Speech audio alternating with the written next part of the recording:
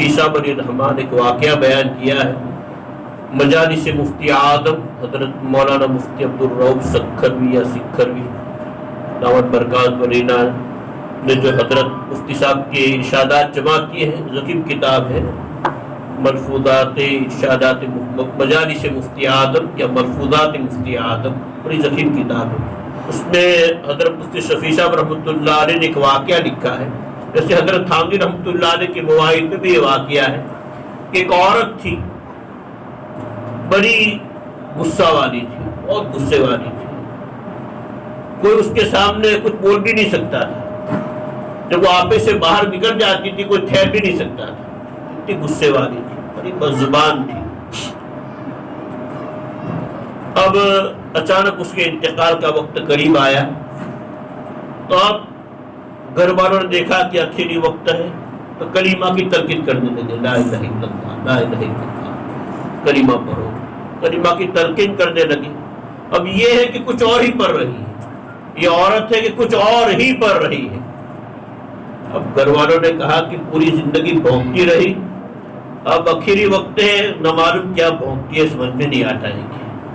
تو کہا کسی مولانا ہمارے مسجد کے جو امام صاحب ہیں، اللہ والے ہیں، پرہیزگار ہیں، ان کو بلاؤ۔ وہ عربی دعوی تھے، ماشاءاللہ عربی خوب جانتے تھے، تو ان کو بلائے۔ انہوں نے جو کان لگا کر سنا تو اس کی زبان سے نکل رہا، اس اللہ کی بندی جو بڑی بد اخلاق اور بد زبان مشہور تھی اور غصے والی تھی، اس طرح تو اس کی زبان سے نکل رہا تھا عربی کے اندر۔ تو وہ امام صاحب بڑے عالم تھے، انہوں نے کہا کہ بھائی خوش ہو جاؤ، بشارت ہو تم گھر والوں کے لیے، اس کو تو دنیا میں جنتی ہونے کی بشارت مل رہی ہے، اس کو تو دنیا میں جنتی ہونے کی بشارت مل رہی ہے۔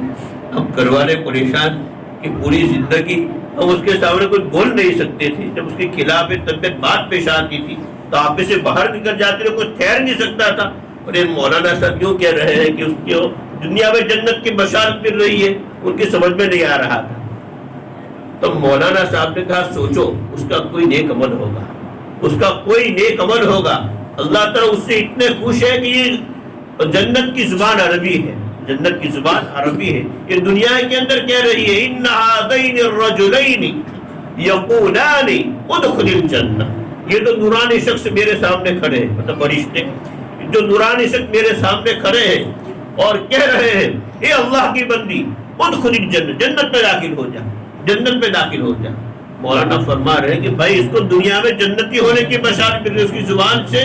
عجیب و غریب بات نہیں کر رہی ہے، انسان کہہ رہی ہے دو نورانی شخص فرشتے ہیں جو اسے جنت میں جنت کی بشارت دے رہے ہیں۔ تو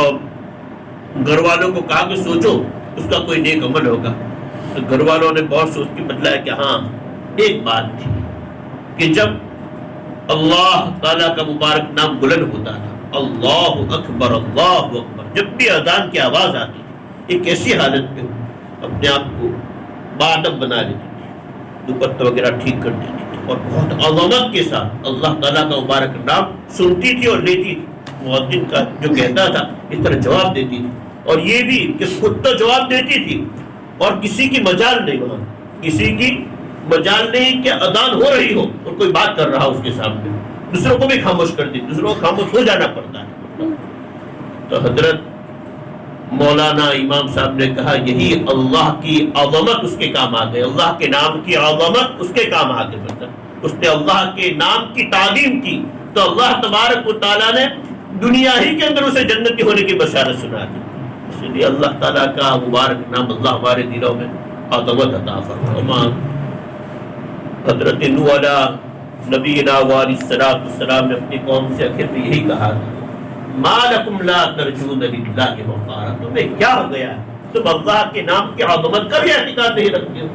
اللہ تعالیٰ کا مبارک نام بڑی چیز، جب بھی ہم کوئی کام شروع کریں بسم اللہ، اللہ کے نام سے، اللہ کے نام سے، بہت بڑی چیز ہے۔ بچوں کے ساتھ بھی اس کا مذاکرہ ہونا چاہیے اور ماں بہنوں کو اس واقعہ سے اور ہم سب کو سبق حاصل کرنا چاہیے۔ ویسے بھی جب میرے بھائیوں اذان ہو، ہر طرف سے اذان ہو رہی ہو، تو جو صاف اذان کی آواز آ رہی ہے ایک اذان کا جواب ضرور دے دینا چاہیے۔